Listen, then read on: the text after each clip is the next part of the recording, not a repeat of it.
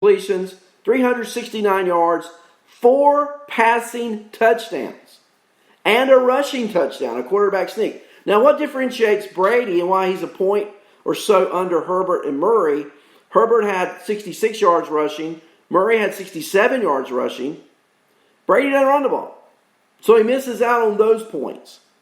And a passing touchdown, 4 points in my league versus 60 yards rushing, 6 points in my league.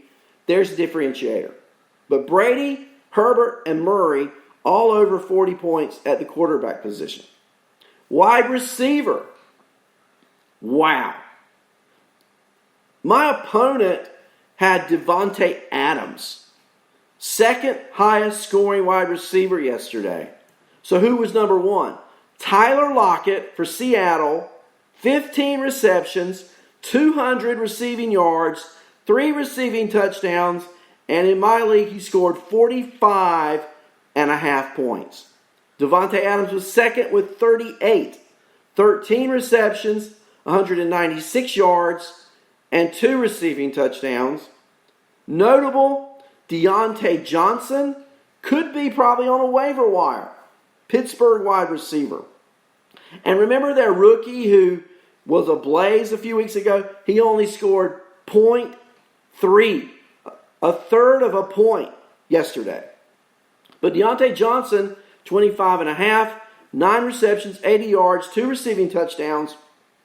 And finally, A.J. Brown for Tennessee, 24.3 points, 6 receptions, 153 yards, and a touch. So, a lot of people in fantasy, including me, put a lot of value on running backs. And every week I go through the waiver wire, and there's just no one there. I mean, there's just nothing there. So, what you look for at the last minute are players who are handcuffs and the main player gets injured. Well, there were 2 such players in that situation, 2 handcuffs, who became or were fantasy studs this week. But if you used all your waiver pickups or your waiver wire period had ended, you didn't get any of this until like Saturday, Friday,